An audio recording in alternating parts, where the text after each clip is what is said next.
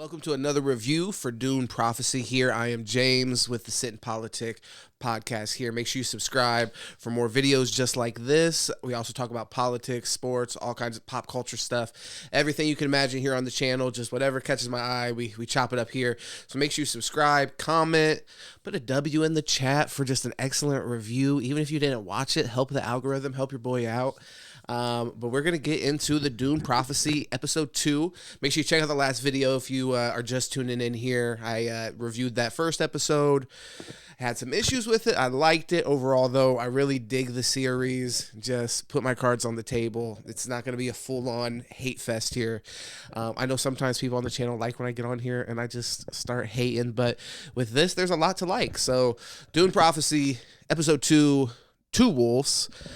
Subscribe, show some love, and we'll go ahead and get into it. So this episode actually starts out with Kasha, so the truesayer for the Emperor that got burned from the inside out like a microwave. We start out with her kind of autopsy. The sisterhood, they're looking at her. They're like, she looks burnt to me. And they're just like, it's not looking good. They're on full... alarms are going off. They're seriously concerned about, what this means for their position in the galaxy universe. So she's burnt to a crisp. They look at her and they're like, damn. Desmond, he's still, dealing with the Emperor and he's on that planet. They end up having a little bit of back and forth at the beginning of this episode where Desmond's kind of like, you told me to take care of that kid. You like that, right? You like how I took care of that situation? And so there's going to be some conversations later on in the episode between Emperor Carino and Desmond Hart where, Desmond's going to kind of let him know, like, hey, I took care of that. Remember? You like how I took care of that whole situation with the kid? And Emperor Carino, he's just like, oh no, whoa, not what I meant. Oh my God, what? That was you? As if you just now are putting this shit together. He had to spell it out. Or maybe it's just saying kind of the quiet part out loud and, the Emperor Carino, he's really just like, hey man, if we just don't even address it, we could just move on. Kids die by, catching on fire on their insides and burning through their fucking skin. Sometimes that happens. Sometimes kids spontaneously, combust, and that's just what we're dealing with here. It's a completely natural thing. Let's just move on. Desmond's not letting that happen. He wants his, he wants what he's owed for killing that kid. He's like, no, I did that. You asked.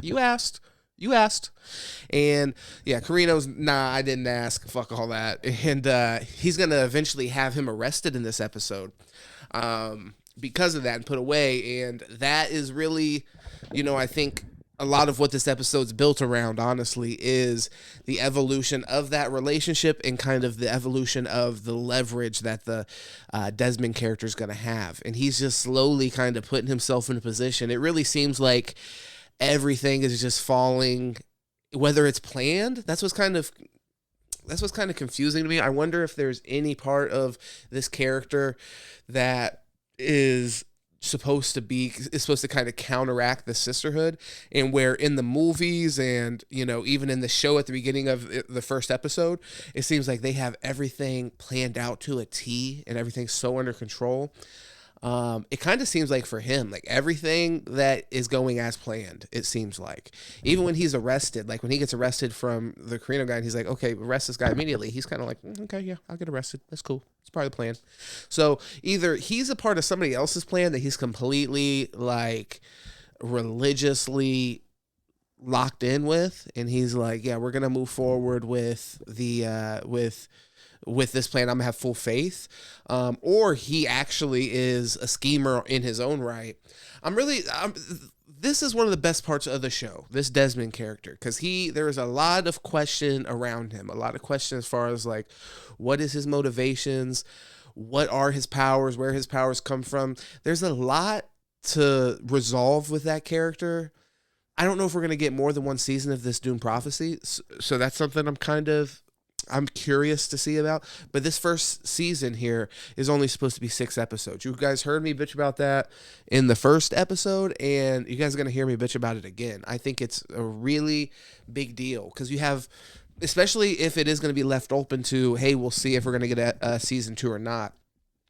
If they're, I feel like we would already know, because it's like, if they're planning on doing a season, I don't think you need to see this be successful. This is almost like guaranteed you were going to put this out and it was going to hit and it was going to be successful. Like, I think Dune 2 made like $1 billion. Like, the property itself has a huge amount of momentum behind it. I think, this wasn't an unknown when HBO put it out. When HBO put it out, they're expecting for it to hit, and I think it definitely will.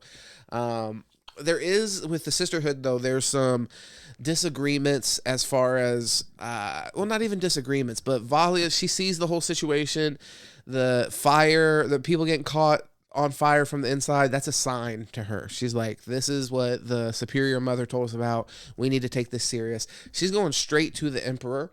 Before she does that, she talks to her right-hand lady, Tola, and they have this whole conversation about like, hey, I'm going to go, but there's a girl, Leela here, and this is the old superior mother from episode 1. This is her like great-great-granddaughter. They're like, hey, she's going to be special. We need to move her forward. I'm kind of confused because she's like, I don't know, supposed to be at least a teenager at this point. I don't know how much training she's been getting. She's been raised there, but they're like, hey, we need to take it to the next level. We need her to take this agony shit.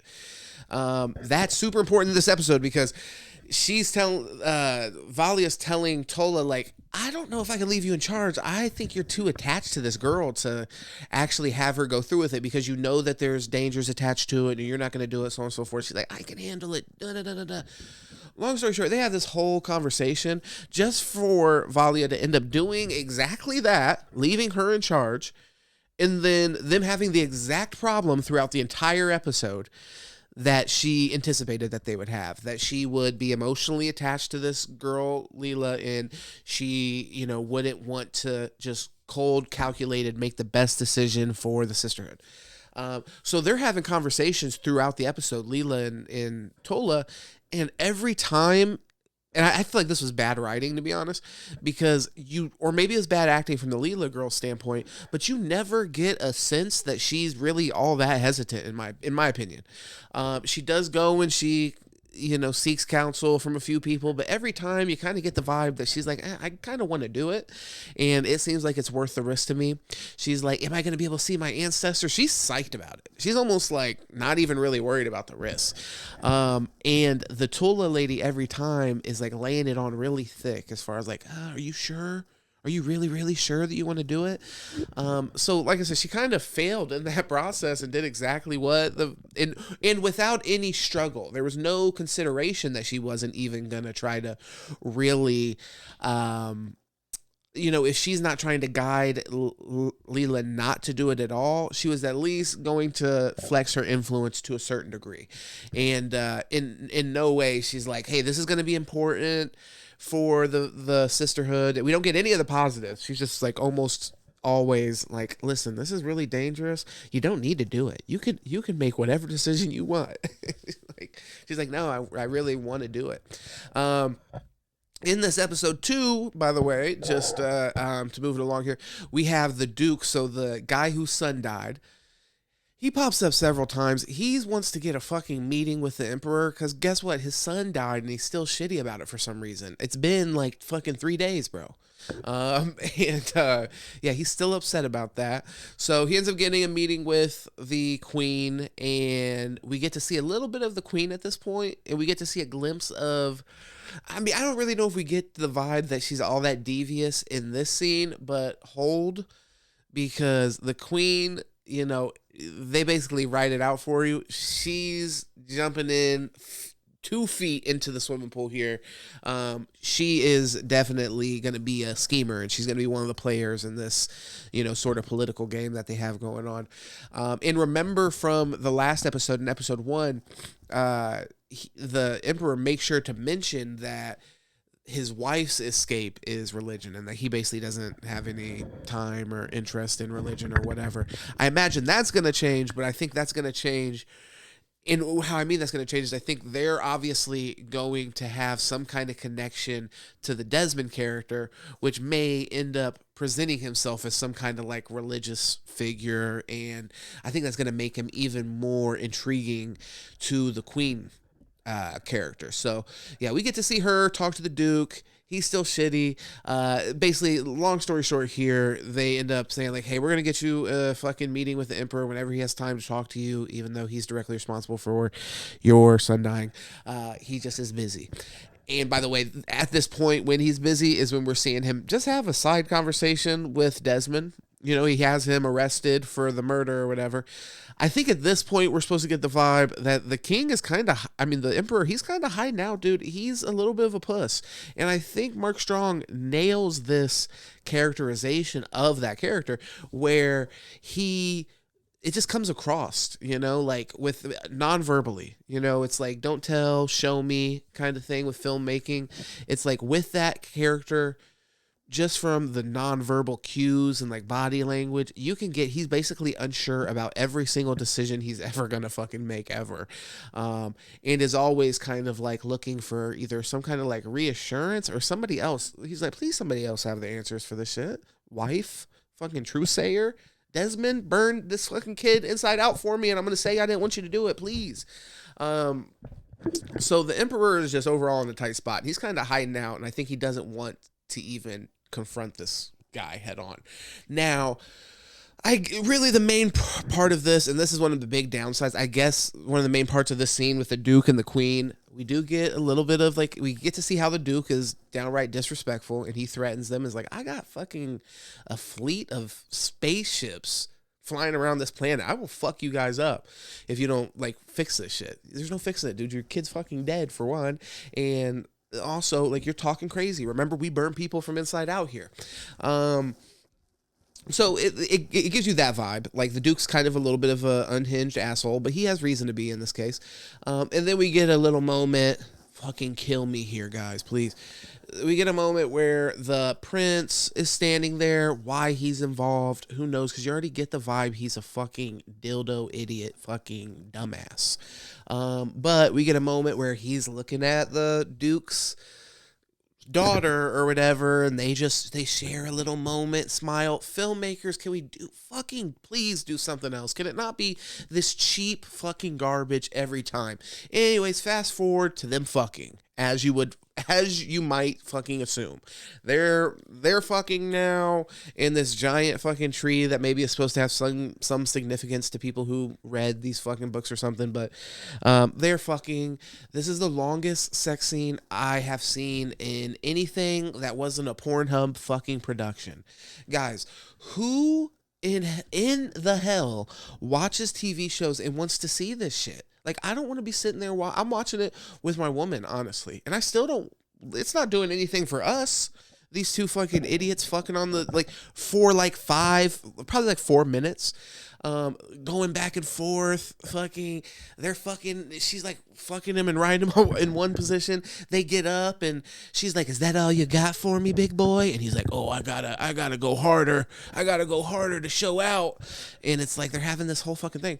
Guys, and all of this to get to the end of the scene where he ends up, you know, spilling the beans on that they have a prisoner locked up and so on. That's literally the whole purpose of the scene, if it has any fucking purpose. And to highlight how much of a fucking dumbass the prince was. But you could just look at the prince, guys. Give the audience a little bit more credit.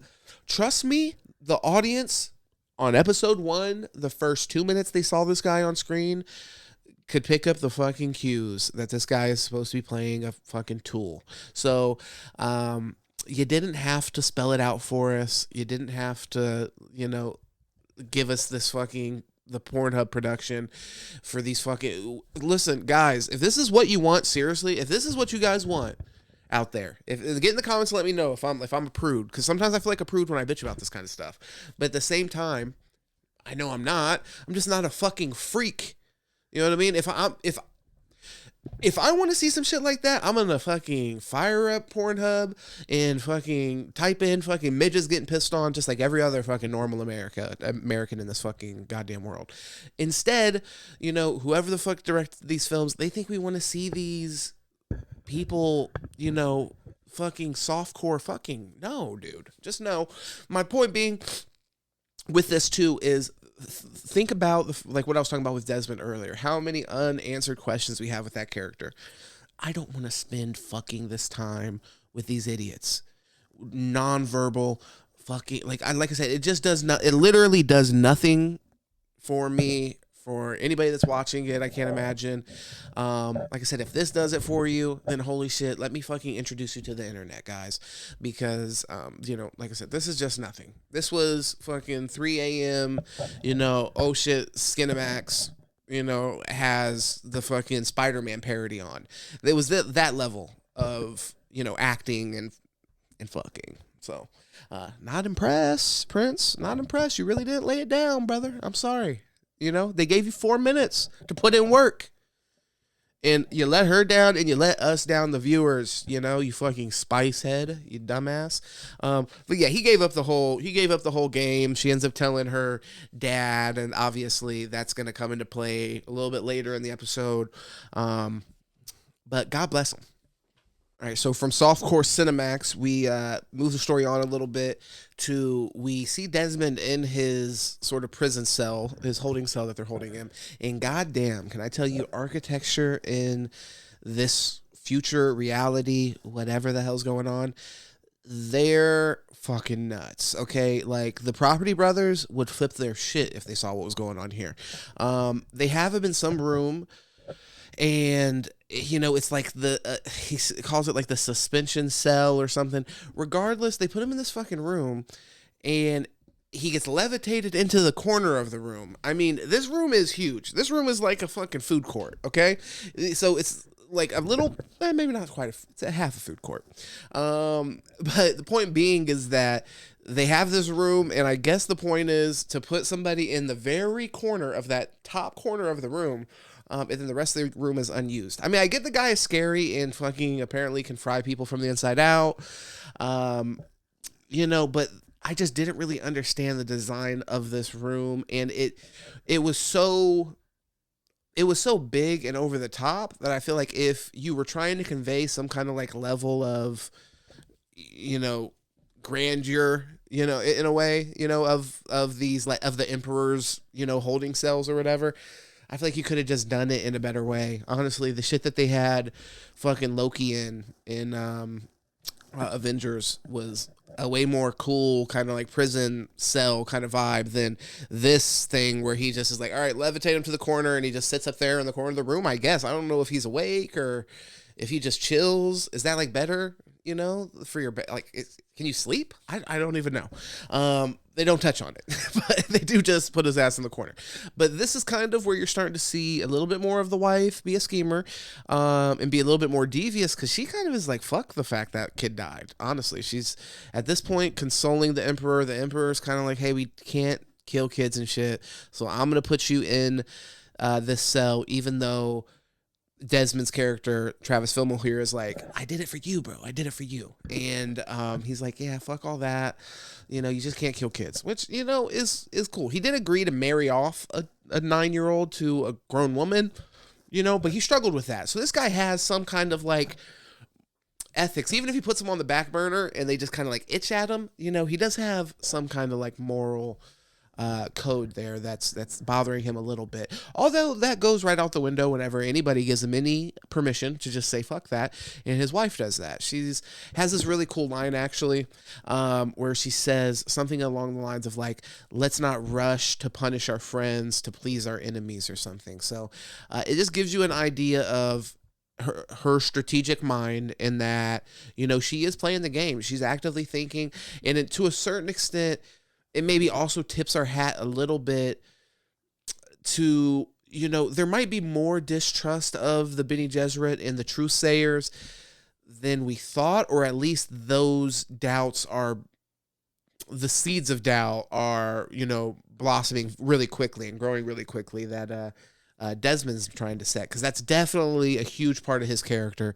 And from episode 1, when he sees the Kasha lady, you get the vibe where he's like, hey, he even says something along the lines of like, you're being misled and getting fake information or whatever. So his mission is for sure going to be to throw a wrench in the plans of the sisterhood, whether completely destroy them, or just kind of usurp their power next to the emperor, which is obviously significant because even in this reality, they basically have full control. They're telling the emperor essentially like exactly what to do.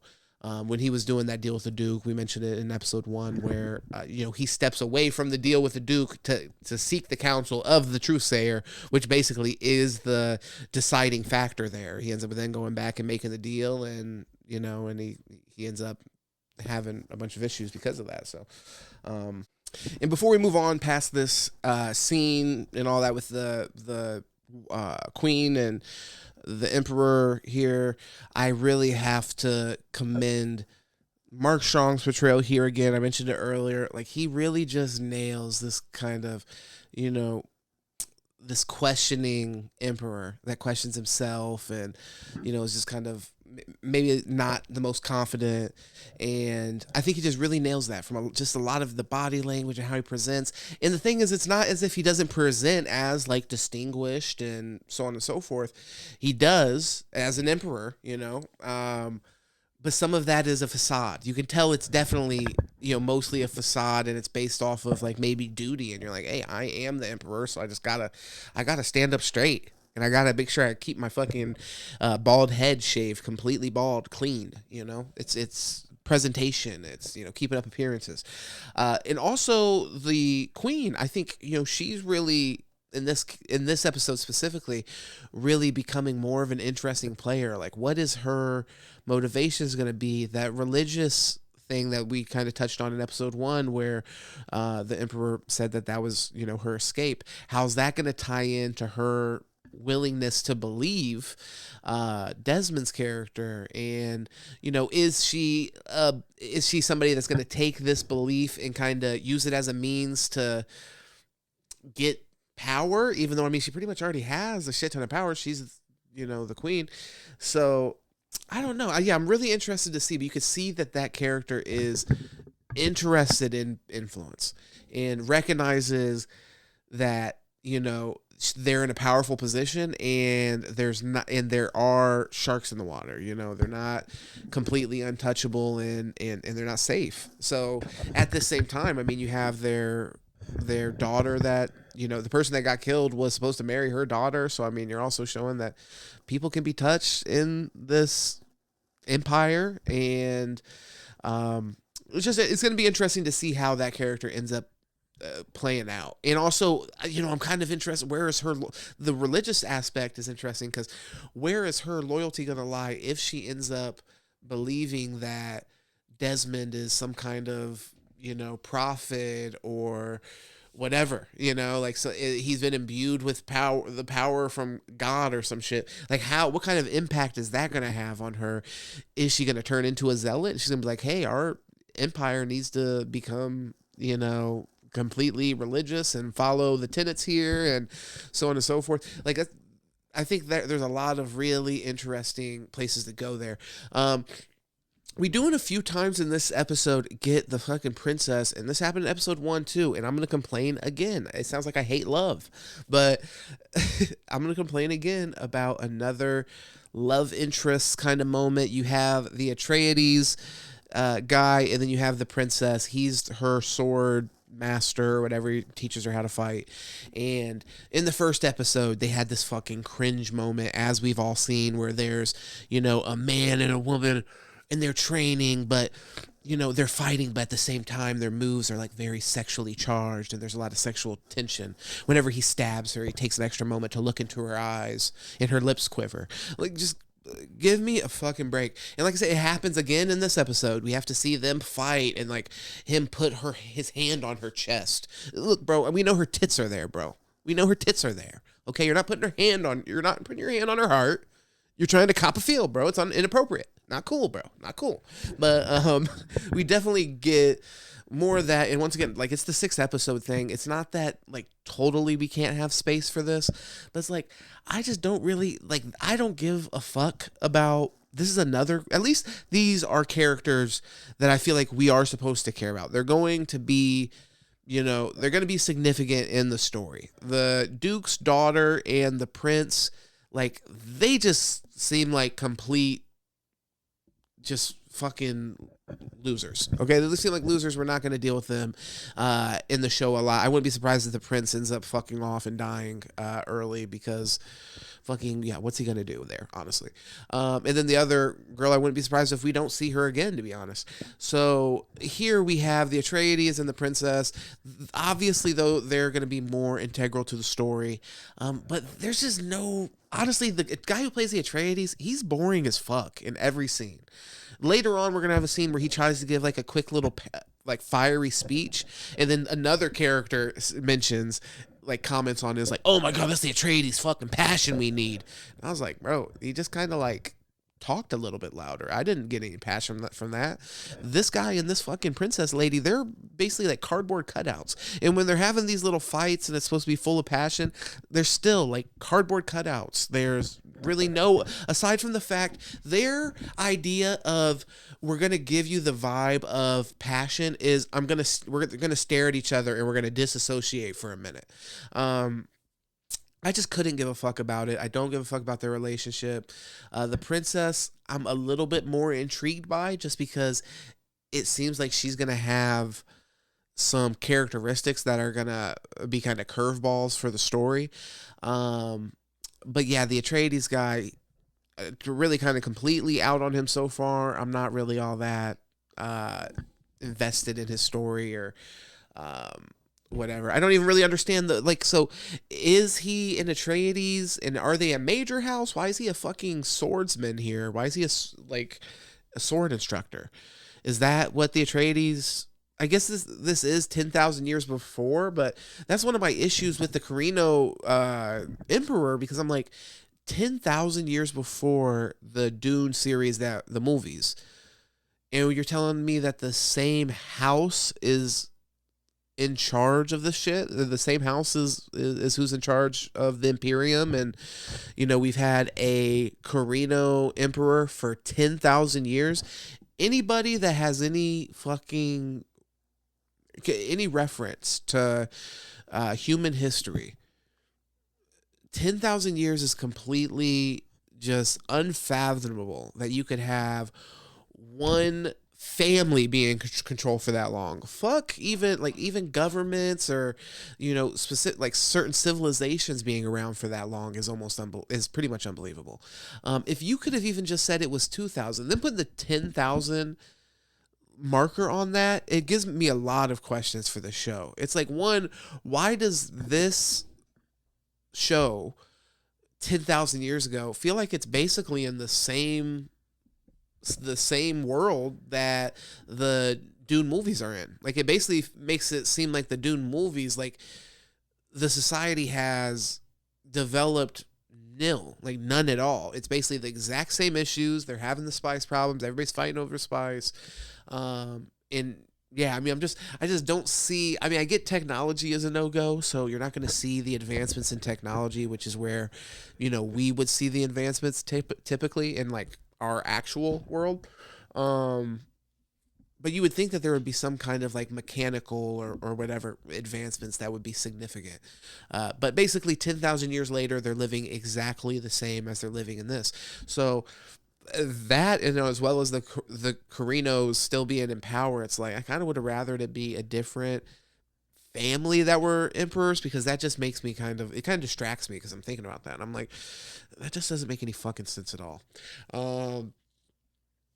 But the princess here, so she's also preparing. That's a big point. She's having this, lusty. And when I say lusty, it's fucking not. It is a flaccid fucking pool noodle. But they're having this lusty sword fight back and forth or whatever. And during this time, remember, she's supposed to be preparing to go join the sisterhood. In episode 1, we see her brother, kind of try to negotiate for her to have a better living situation at the with the sisterhood and the Bene Gesserit, and Valia's like, fuck no. And like, that's why you didn't need the sex scene in this episode to portray how much of an idiot the brother was, because right there you already portrayed like, okay, he's kind of a dumbass, and doesn't know what the fuck he's even doing. But this this princess rather, remember, a big thing in this episode and the last episode was she's preparing to go off and start to train with the Bene Gesserit. Explain to me how this grown-ass woman is going to start her fucking training. She's like she's a 20-year-old fucking freshman. Honestly. 20-year-old fucking freshman. Like, what's the point of that? Like, are you supposed to be able to really instill some level of, like, loyalty to the sisterhood after she should already have her own kind of, like, roots and loyalties that she's developed over the fucking first 20 years of her life. So now you're sending her off to be a part of the sisterhood. I just really don't. So she hasn't been honing any of those abilities. And then, like I said, just from like a characteristic standpoint, you have these other ladies putting fucking full on Nike fucking tracksuits and eating porridge every day and humming into bowls of water for, I guess, their entire life. But this lady just gets to waltz in at 20 years old, and she gets handed the fucking keys. That I'm confused about. I don't get, like, some of the continuity shit, or I guess not even really continuity, but it is in a way, because it's inconsistent with what we're expecting with the world in general. Like, that just is completely incoherent, that, they're trying to get this grown woman to start her training as a Bene Gesserit. But either way, that is what it's about. We even have Valia, when she does get there, she goes and she takes a little trip up to the princess's room. They have a conversation with her. This is another disassociation moment for the fucking princess. She's honestly, I'm interested in the character. I'm not gonna say the actress is totally horrible, but some of these moments are so fucking cringe with her. Maybe it's writing and just the positions they put her in, but the sword fighting shit, like I said, that sucks. And it's like I almost get secondhand embarrassment watching it with her, or watching it for her. And in this case, the same thing. They're like, hey, give us a breath exercise. Valia's like, give us a quick breath exercise. And she does it in the middle of the room while Valia has one of the sisters that she brought with her. I don't know what purpose she's supposed to serve in this. She's probably actually just there to get fucked up and killed, so they don't have to kill Valia, but so there's some kind of stakes. A lot of shows don't have the cojones that Game of Thrones had when they were just killing main characters off. But yeah, so I wonder if that's why she's there. But you have one of the girls from the sisterhood that she brings along, and she's talking to the princess, so maybe they'll have some kind of relationship going forward, and that'll give her some significance. But some of these side characters you just don't give a fuck about. You're trying to put them in these situations, and I'm like, you've given us nothing to care about with this other girl. Like, why do I even give a fuck about her conversation with the princess or whatever? But anyways, so Valia ends up, while she's there, she ends up meeting with the Emperor, and the Duke is there. The Duke is still being disrespectful as shit. And he's like, show me the fucking prisoner you have, because the dumbass prince's son told his daughter while they were fucking. I doubt the daughter said she got that information while she was getting her back blown out, but either way, he has the information now. He might as well have sucked the prince's dick himself. And actually, because the Emperor's like, we don't have what you're talking about. Fuck you. Valia obviously knows that he's lying. And she keeps it quiet. So once again, still scheming. She waits until she gets a private audience with the Emperor. And she's like, hey, I know you're fucking lying, but show me the person. Don't lie to me, bastard. And he kind of tries to, but then his wife, the queen, she steps in and she's like, let's just go ahead and let's work with the sisterhood here, couldn't hurt. And then he's like, all right, I actually do have somebody. I'm kind of curious why the wife, whether it's just like she sees that, it might be kind of futile to sit there and lie to the Bene Gesserit, or, if she has some kind of loyalty to them in some way. Remember, obviously, they're putting these women, they're arranging these marriages and so on and so forth, with the purpose of wanting to control these people in high places. So why wouldn't they want to do that with the emperor? But maybe they didn't get this lady in there in time. Who knows? But it is very interesting.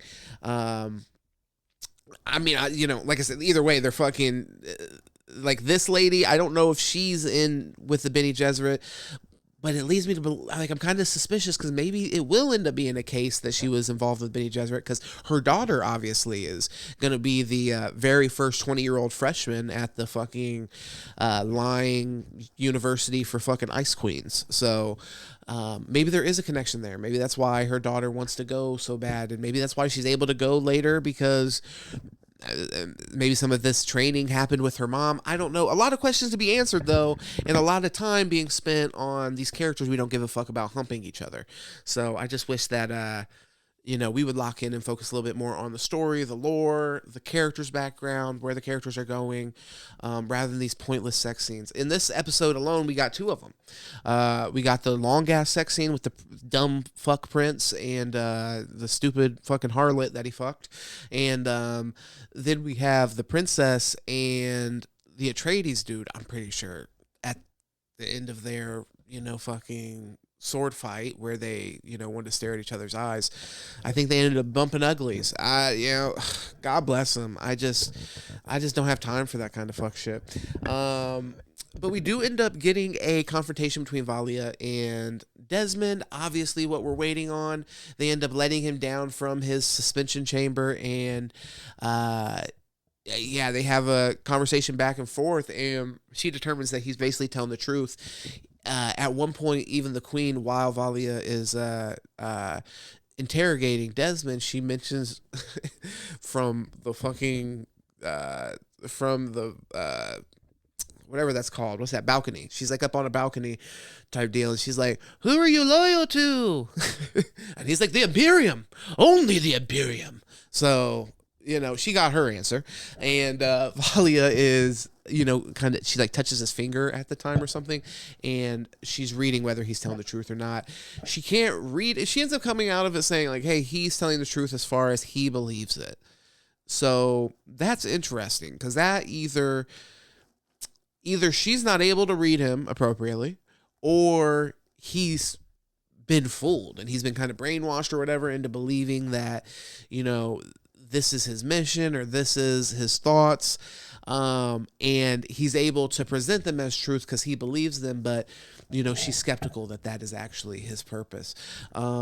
Definitely Desmond, once again, like this stuff is interesting. This shit was actually interesting. These scenes with Desmond and the Emperor, Desmond and the Queen, Desmond and Valia, like this is what we want to see get hashed out. And I think we want to see more time be spent on these relationships because after we play this story out, we're not going to get these characters again. They're 10,000 years before the main story.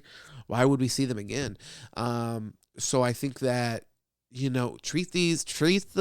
say this every fucking time when I was tearing Acolyte apart, treat the intellectual property with respect. If you're gonna adapt some shit, then you have to take the actual source material and you gotta respect it, man. You gotta put the appropriate work into it. The 6 episodes is bullshit, straight up. And then the fucking long ass sex scenes that, barely go anywhere, that's bullshit. Like, I don't care to see that. I have a partner that I can have sex with in my real life. I don't need to see it on TV. So it's like, just pointless. Like, director, sir, if this is what you wanted to do, fucking go down to Pornhub, put in your fucking app, brother, put in the application. They need people with fucking a good eye for the camera like you. But basically, so like I said, she doesn't know whether he's lying or not. The queen gets her little question in, and I think she probably likes the answer to that. Like, oh, okay, he's down with the Imperium, heavy. And we kind of leave that where it is. She's like, okay, well, we'll see what's going to happen with that. She's expecting for them to go through with the punishment on Desmond and him to get executed or whatever. Regardless, I think she's expecting that to play its course, and maybe there's some reason why the Emperor is stalling. They even have a little bit of a conversation later on in the episode, and I'll get into it here in a minute, where they talk about the Emperor being weak.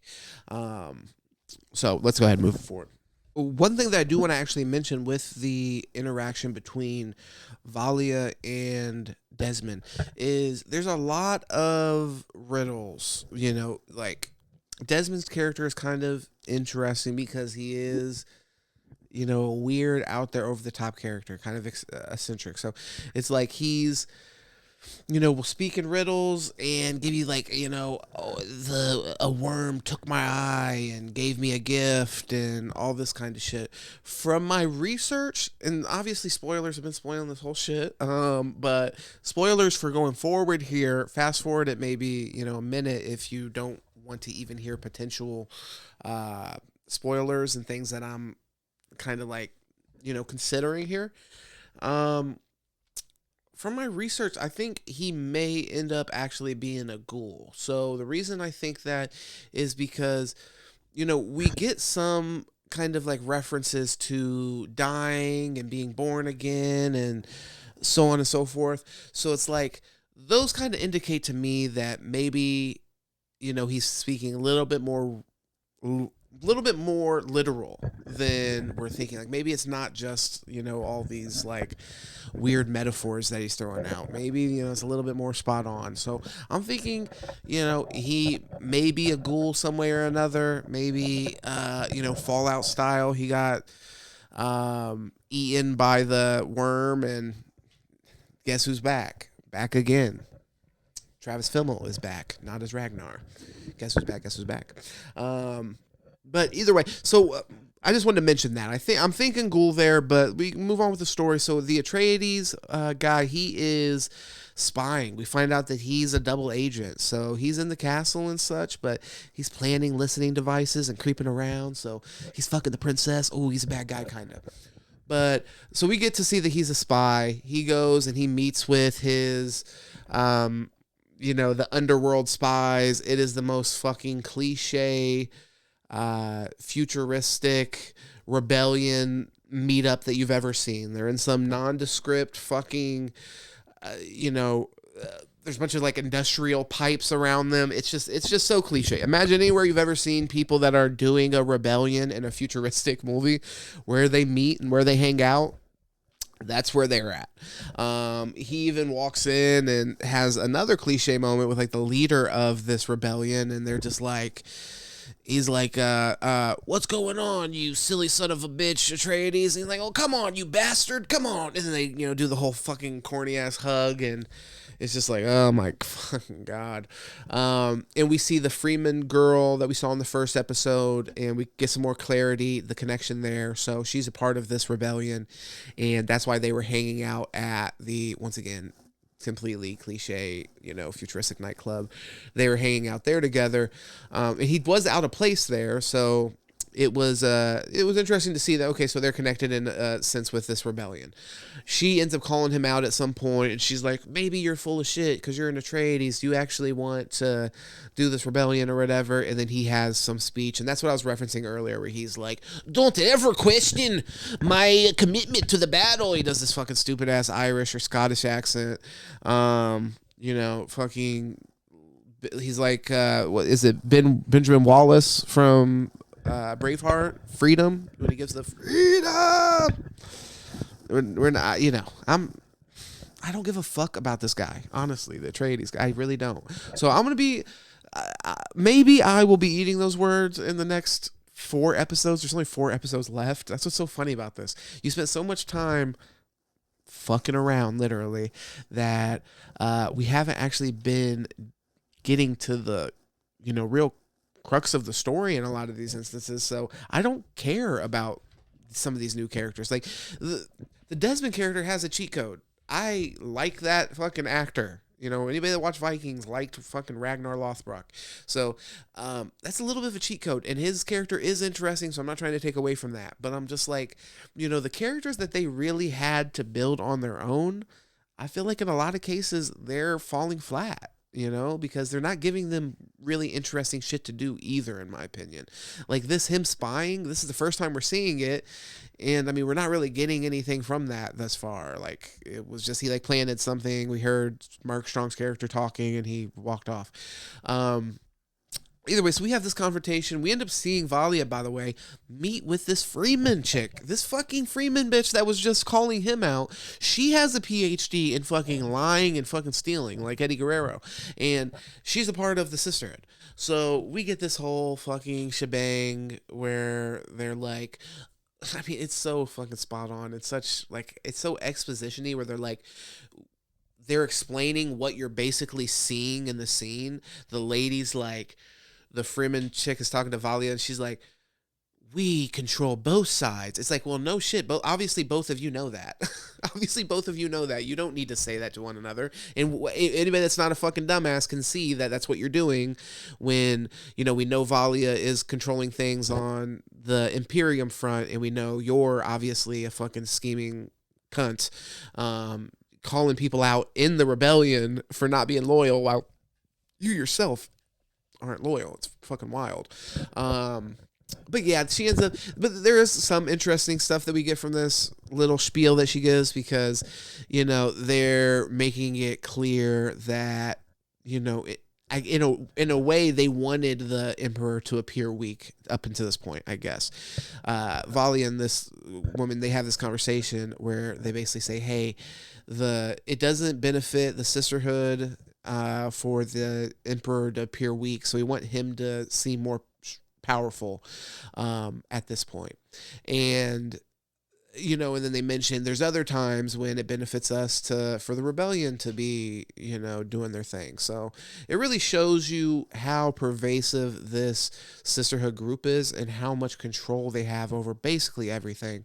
They control everything going on. They have the fucking people whispering into all these leaders, which is so obvious. That's why it's like, that's one thing I don't like about it, is the whole truth sayer thing is such an obvious fucking scheme that it's like, if you can't see that these ladies are, up to no good, I mean, I guess you shouldn't be in the position to begin with. They must breed these people. The eugenics program is meant to make, blind, deaf, dumbasses and putting them in positions of power, because, Desmond obviously notices that they're up to no good, but it's just shocking to me that nobody else really even gives it a second thought. But in the scene, like I said, they make it clear, like, hey, we're also controlling the underground and we're doing that. And right now it's just, fucking the two hens hauling as they do.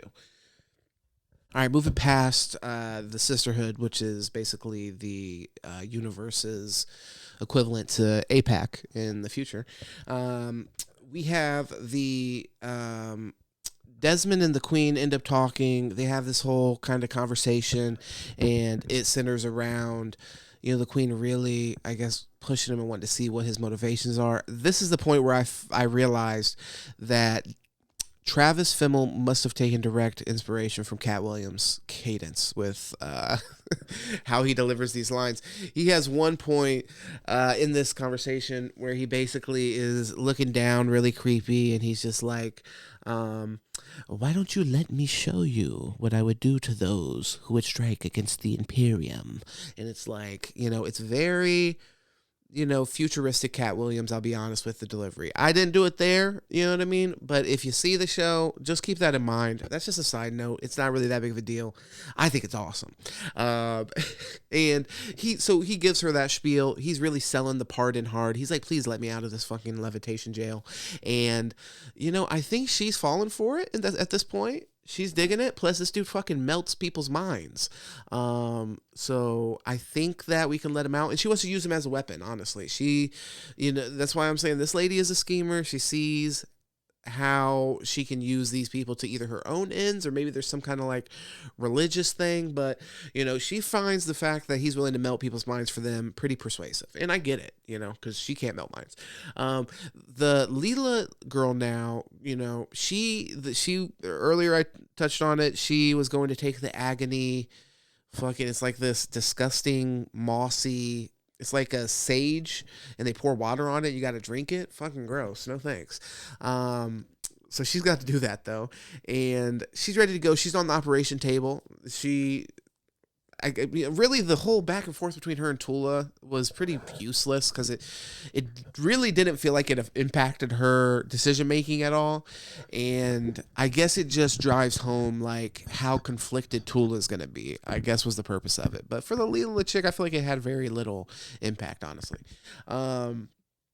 But she is locked in. She's honestly doing pretty good in my opinion. She starts to go into this, a place that looks kind of like a Skyrim dungeon, and her poor ancestors are just stuck in there wandering around. Nothing but a bunch of old hens down there, just fucking hemming and fucking hawing. And I am telling you that for sure. This is not a place you want to go.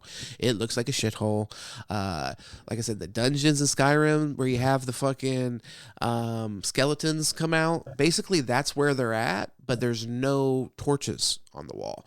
It's very dark, and she gets to talk to her great grandmother, and that's all great. She's like, "Hey, dude, this is everything's going this way, da da da da." But twist, not a super twist if you were paying attention, but twist. Dorito from the last episode, Dorothea, the lady that Valia ended up using her powers on first right after the Mother Superior died. She said, "Put your blade in your throat." She is back. She's in there. She's in that hellhole, and she's just been waiting for somebody to come down there for her to fuck up. So she ends up grabbing the Leela, and she is like, "Oh, Mother, is that you?" And she's like, "Is that what they told you to come?" She's not here. So that's interesting for me because I was kind of confused with the connection there. So I guess Dorothea, this Leela must be Dorothea's daughter's daughter, I guess. But we don't know, like that's a piece of this puzzle that's missing. Her mother's nowhere to be found. So I'm very interested in seeing how that will end up playing out, where her mother's at, who her mother is. Did they kill her mom? Did they put her mom in exile for some reason? Because from what I remember, when Valia killed Dorothea, it was pretty much no consequences there. She had her kill herself, and then, everybody ran in the room like right as that was happening. And we're going to get some flashbacks in the next episode, so maybe it was a little bit more of a power struggle. But it just kind of seemed like everybody kind of deferred to Valia after they're like, damn, that bitch can make people kill themselves with her voice. It seemed like everybody kind of chilled and, was like, hey, she's got it. So I don't know if that was the case, but if that was the case, it is curious if Dorothea already had a daughter. Was the daughter there in the sisterhood? What did they end up doing with her? That daughter ended up, I guess, having a daughter. I don't know. That kind of missing link, where it could be kind of interesting in some ways because so many of the characters are so interconnected, it almost is kind of like unnecessarily confusing. It's like fucking daughter. Who is who? Who is like at first I thought this was Dorothea's daughter, but then after she grabbed her like that, I was like, that can't be what it is. And she even says to her, she ends up possessing her at some point, and she's like, I want to take your hope away or whatever. She's just a fucking spiteful bitch fucking in this dungeon. And yeah, that's what she's gonna do though. She's gonna be spiteful. So basically she ends up, I guess, killing her, but you see in the previews for the following week, they're still going to try to get her to come back. One of the sisters are like, nobody's ever came back from this state before. And, the Tula lady is like, well, we're going to fucking make it happen. So maybe the connection that they were trying to build in this episode will also come to pass there. Maybe she ends up donating a brain or some shit to Leela, but making some sacrifice, my point being, I'm being funny, but making some kind of sacrifice that ends up allowing her to come back. But overall, this scene, the whatever dimension or whatever this agony took her, I liked it, man. I gotta say, that was a cool part of the episode again. All of these scenes, you see, take out the stupid ass sex scenes, then for the most part, this episode's awesome. That's one of the biggest downsides, because it's like, when you take the time and actually explore the universe, which is super cool that you're in. I've only read some of the first Dune book, and I've watched all of the Dune movies and that. So, um, I'm a pretty big Dune fan, but there's obviously people that are way, way, way, way, way more hardcore Dune freaks than I am. And, they want to see that lore and that world and that universe expanded on and explored, and some of the concepts that you get to see in the book. They want to see those things explored.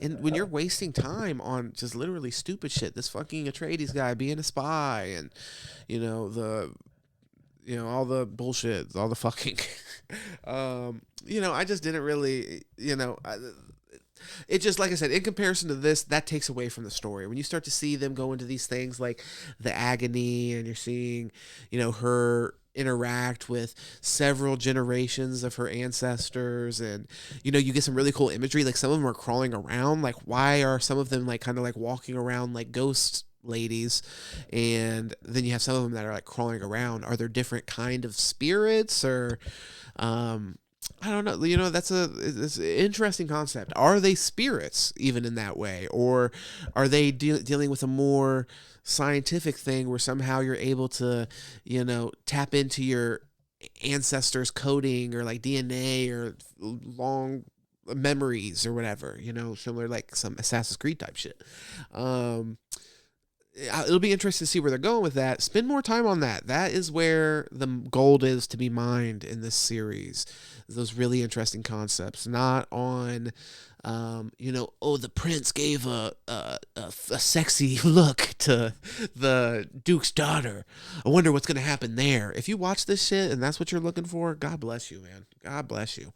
And one thing before we move past the agony portion, though, is towards the end, they do have this moment, like when she dies, or dies for a moment, whatever's happening, when she ends up being in a vegetative state, where after she says, I want to take the hope away, she ends up getting like basically devoured by her ancestors like fucking zombies. So once again, cool shit though, really cool shit, and wish we had more time kind of exploring that kind of stuff.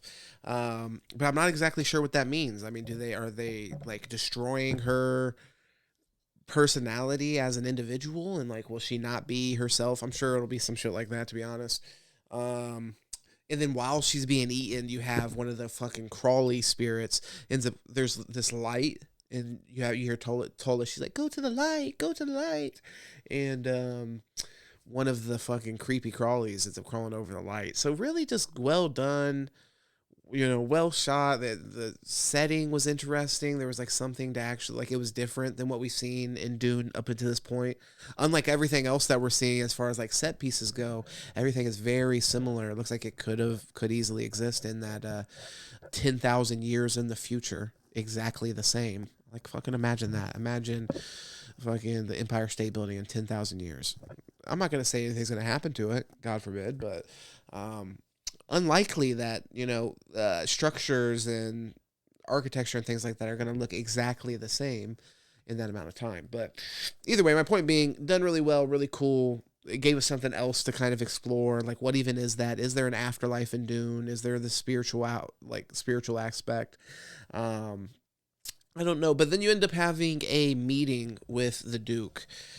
God bless him, man. This guy is here again. He wants to talk to the fucking Emperor, but this time the juice is on the loose.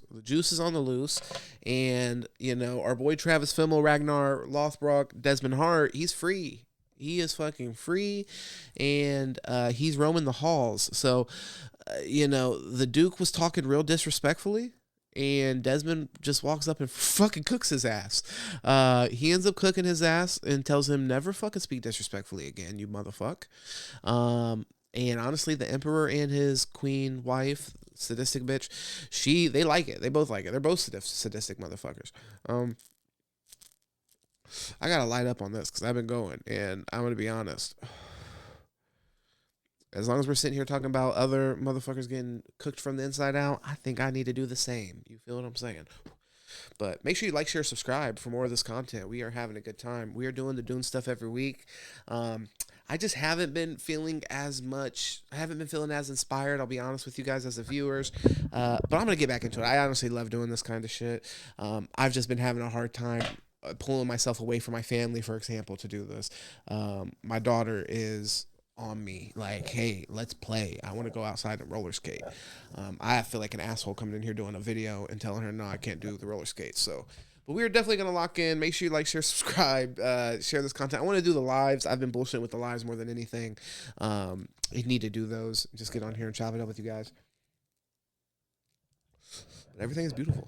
But yeah, so Desmond, he cooks the Duke. The Duke actually is like, hey, I'll forget about everything I have with my son. My bad. I see you're the person that did it, and you can do it again, and you can continue to fry people from the inside. So I don't want that to happen.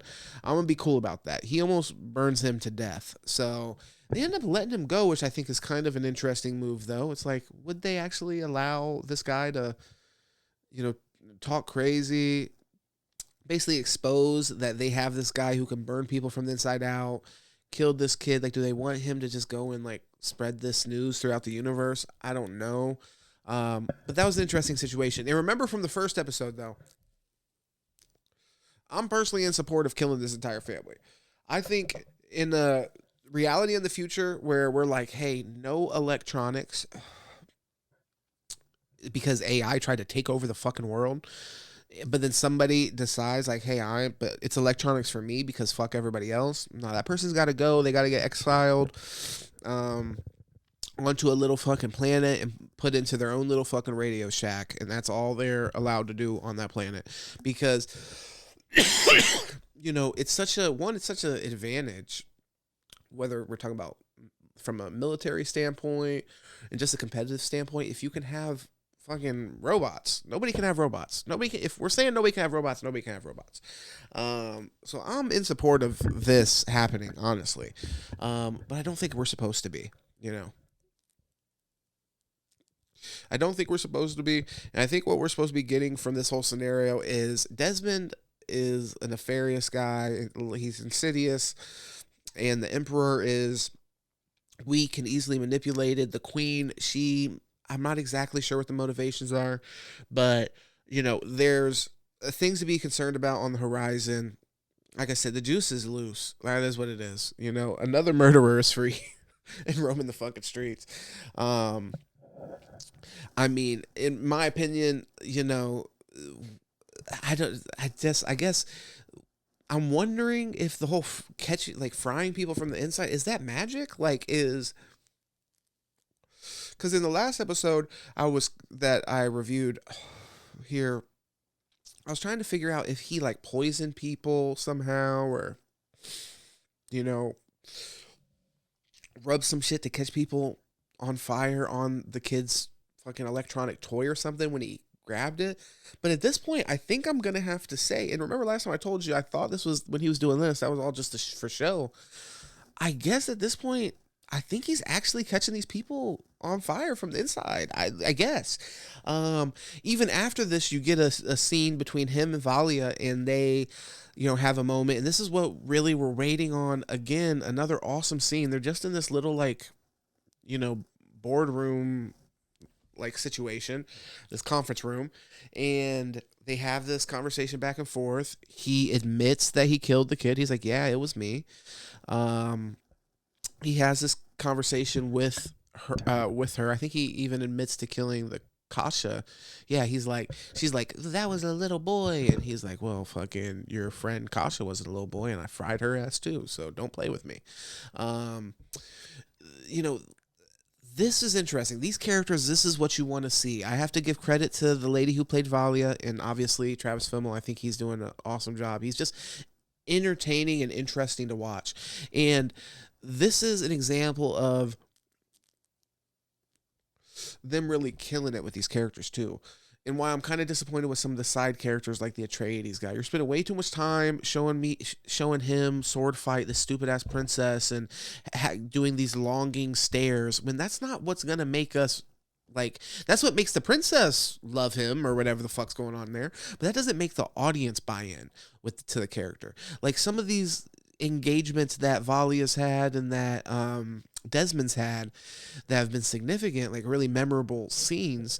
You know, when he caught the kid on fire and he had the whole like spiel that he was giving him, like your sacrifice won't be in vain and all that. Like that was a creepy, fucking cool scene. He did something there with Valia when she's even though I hated the girl's voice, but still, like that's a cool scene. And the Valia character, she has a presence about her that's intimidating, and you got to worry about her using that fucking voice and making you fucking shove something up your ass that's gonna kill you. Although in a way she's kind of cool because she doesn't do that. She doesn't tell people to shove shit up their ass. She doesn't. She'll tell you to fucking cut your throat. And she tries that again. They have this conversation. He says like, "Hey, I killed Kasha. She wasn't a kid." And so then Valia's like, "Take out your blade again. Take out your blade and slit your throat." So he does that almost, which I fucking obviously everybody should have known. He acts like he's gonna do it, and he's like, "Oh no, I'm gonna kill myself." And then he's like, "I'm just kidding. I'm not gonna do that. Your fucking stupid ass voice doesn't work on me." He actually has a cool line there too, where he says something along the lines of like, "I wondered what your greatest fear would be. It's not that nobody will hear you. It's that they'll hear you and they won't care." So I was like, "Oh, okay. Well, that's cool little fucking jab. Make her feel small. Make her feel small as fuck." But so it doesn't work, and she's kind of like, "Oh shit," and she leaves. Now, and he says like, "Hey, I'm not gonna let you have your fucking influence and do your fucking little tricks and shit on the Emperor anymore." And she leaves. But my problem with that is, why would he let her? If your whole thing is like, "Hey, I'm gonna take down the sisterhood. You guys are, using your influence for fucked up reasons and or whatever, whatever the reason is, you want to take them down. Why wouldn't you just kill her? Why wouldn't you fucking fry her ass right there like a fucking goddamn turkey leg on Thanksgiving, straight up? Like, I don't understand why let her go. Is he not able to kill her? Does it have to be under certain circumstances? I don't know. I could really kind of like think about that for a long time. So I don't want to get too much into that because it's a little bit of a rabbit hole, or maybe I should say wormhole because it's Dune. But yeah, I am curious as to why, if there was no limitations on whether or not he could take her out, then I think that's just a dumb move. Because like I said, why wouldn't he? I don't think he's like that concerned of like, I have to like prove a point or something. If he has the opportunity to kill this lady, like he killed the fucking kid, and he was quick to start frying the Duke. He's not shy about using these powers. I just don't understand why he wouldn't be more willing to, in that moment, just get rid of that problem. She is one of your biggest problems. The Emperor and his wife have now basically, let you go after killing a kid. So they're in support of your mission at this point. It probably would be in support of whatever you would do at this point, honestly. If it's not, I mean, I wonder if they're fully bought in. Maybe that's another issue. He feels like overstepping and killing her, but it's like killing the kid was completely unjustified. There was no reason to do that aside from the Emperor was like, "Hey, I really would rather that not happen. I don't feel right about it." That kid obviously he wasn't gonna serve any kind of threat on his own. He may be used in other people's game and then cause a threat in that way, I get. But like Valia, this lady here is literally the puppet master. She's trying to fuck shit up behind the scenes. Why wouldn't you have her right in front of you? Why wouldn't you kill her? Makes no sense for that character, in my opinion, but I'll eat my words later if I end up being wrong on that. But yeah, I'm just really thinking about it. I'm like, why not? I mean, this is there. But both these characters, though, to make my point, I think the show has done a great job setting them up separately, where they've had moments where they've been able to showcase their power. So when you put them together, it's like it's a big moment. It was a big moment, high stakes, and I was like, okay, anything can happen, and where this is, where the story's meat really lies, is in these two characters gaming against each other. So I hope we really lock in on that. I suspect we won't. I suspect they're going to continue to try to shove this fucking princess, down our throat, and the Atreides character, and just they got to show us something that's going to make us actually like those characters or really care about them. The Atreides guy specifically, some of it I think he's just kind of it's rolling a rock up a hill because I think he is just kind of boring and flat. The princess, like I said, there's some things with her characteristics and some of the shit that she's done and said where I'm like, okay, she might be an interesting character at least. I don't think I'm gonna like her, but she's conniving and she's like, oh my God, please take me, sisterhood, please take me. And they're like, I guess the first 20-year-old freshman will take you. But so she's ambitious. She wants to be a part of this. It kind of seems like she doesn't have much of a connection to her family, actually. So, I mean, that'll be interesting. And maybe that's why the sisterhood sees her as a valuable asset. Maybe they can just read through all that shit.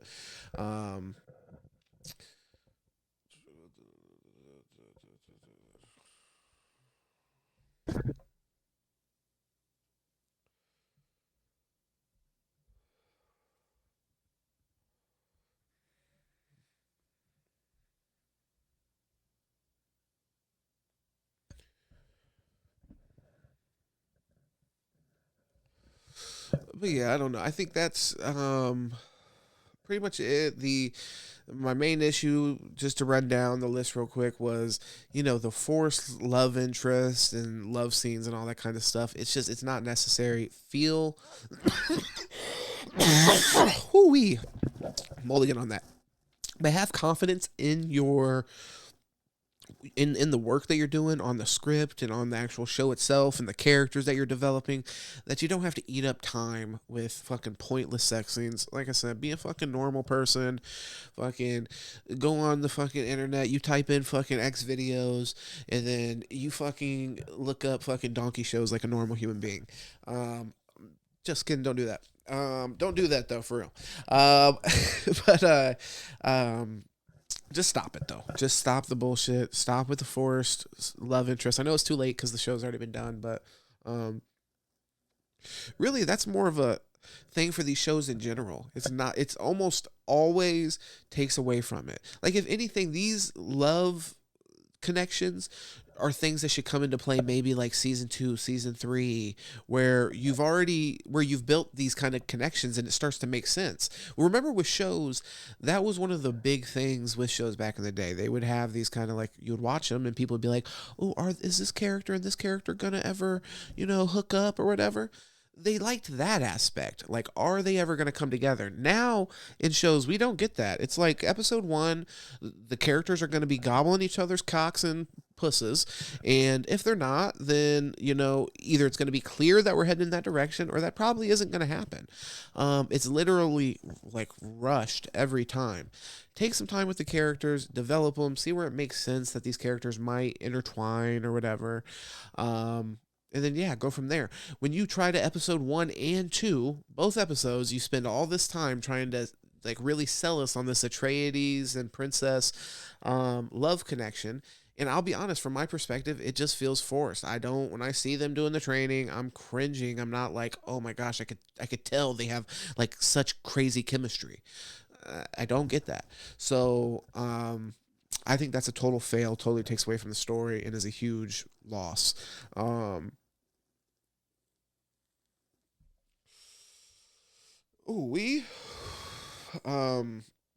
yeah, also the princess starting her fucking training at age 20. Like, what the hell's going on with that?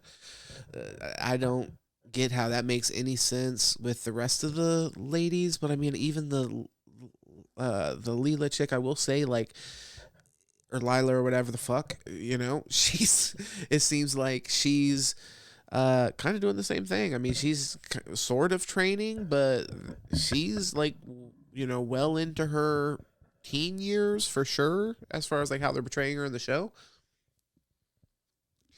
And they're really just now like, hey, let's like ratchet up her training.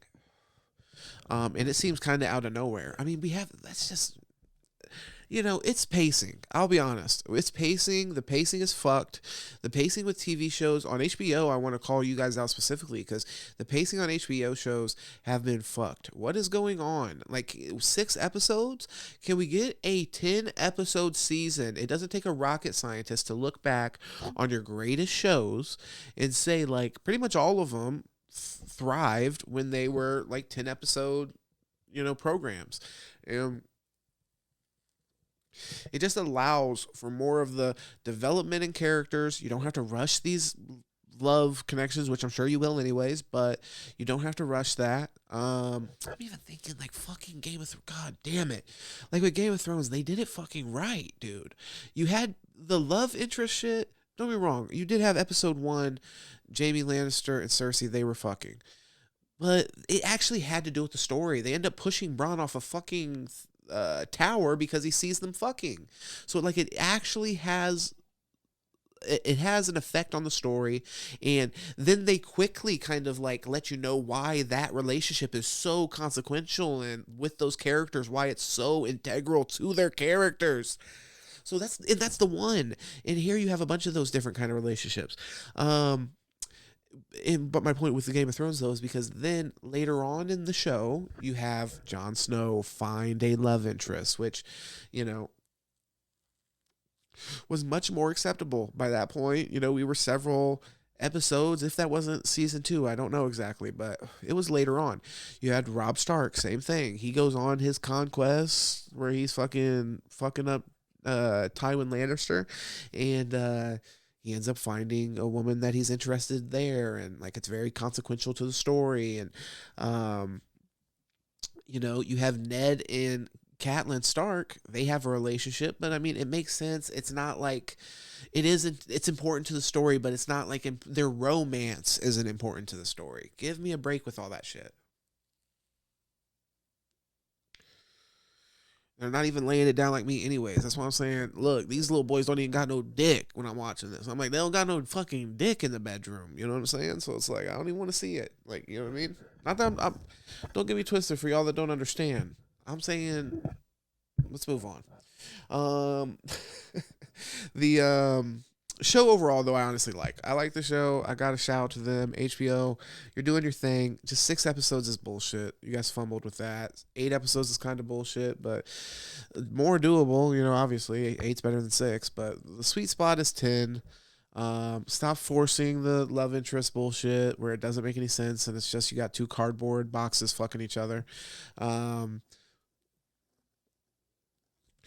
And spend more time on those characters that we really want to see fleshed out. I mean, I really want to see more of Mark Strong's character, explain more as to like maybe why he is so unsure of his ruling and all that, why he's a weak emperor and so on and so forth. So it's like, who the fuck is his dad and where does he come from and why the fuck do they run shit for 10,000 years, for example, after this. So honestly, if anybody's fucking, the Carinos are laughing at the fucking sisterhood. They're like, oh, you think you're running shit? We will listen to everything you're saying, but we sleep on the finest of fucking linens, and we also fucking rock the cleanest of fucking linens, and linens are everywhere, linens galore. And shout out to John Lennon, the Beatle. To be clear. But either way, like I said, I do think that the pacing is an issue, and kind of it's been the downfall for a lot of these series and where they've fallen flat. Even the Penguin show I just did a couple reviews on, so go check those out if you're interested. I thought a huge issue there was we were running towards a 8 episode end, and the last few episodes, although they were really cool, they felt super rushed. You had him end up when he killed Vic and all this kind of shit. When you get to the conclusion of these things, they just felt completely unearned because you're trying to, in that case, you were trying to completely resolve a story because you're not planning on doing another series of the Penguin. So in this case, I'm hopeful because I think, there is a chance that they might want to continue doing, like, adding on to this story. But if they do, how close, are they going to, are they going to move way in the future? Because you have 10,000 fucking years that you're playing with here. So it's like, how long are you going to stay in this time period? I don't know. I like all the actors that are like the main actors, though, to be honest. Like I said, even the princess, like there's something about her I do kind of like. And then I would consider her, I think she's going to be a serious player. It's really the Atreides guy as far as the main people that I'm like, what's the point with him? But Mark Strong is awesome as the Emperor. Travis Fimmel, awesome as the Desmond Hart. And that character is, I'm sad because I feel like that character is going to be wrapped up by the end of the season, if I had to guess. And I just see so much more that I would like to see explored with that character. We literally don't know even what the fuck he is, where he actually comes from. Like, there's so many mysteries with that character. And I suspect that, his story will come to an end in the next 4 episodes. And I just think that's just not enough. Either way, we'll see, though. We'll see. We're going to keep an open mind. I like the show. Make sure you subscribe. Hopefully it continues. Hopefully his character continues. Hopefully there's more to go with that. I know there is like a order of men that are kind of counter to the Bene Gesserit. I don't know shit about them because I haven't read enough of the books or whatever to really know much about them. But I'm curious if there's going to be some connection there. So maybe there's a whole runway of story here. But, when we get to the movies, the Bene Gesserit are still super influential. So to think that, like, where they're basically controlling literally everything, they're like, okay, the Atreides need to fucking all die. Okay, cool. The main wife of the leader of the Atreides is literally in on it. Like, the scheme is so, they're just crazy how they have their hands on everything. That I'm like, any kind of counter to that, where the fuck are you at? Like, they're running shit hardcore, bro. So I'm curious to see, where is this guy going? What's his story going to be? The Valia character, I think she's very interesting too. We're going to see the flashbacks in this next episode. So she's going to go back home to wherever the Harkonnen home planet is. And she sees like her dad, or it's her uncle or some shit. And I think she tries to use the voice on him, and he's like, sorceress. So that'll be interesting to see how that kind of plays out. And if there's some kind of, like, what's the source of this voice that's obviously like a huge part of the Dune movies and just a huge part of that whole Bene Gesserit influence and stuff. So yeah, I'm excited to see it. So for sure, make sure you subscribe, drop a comment, let me know how you feel.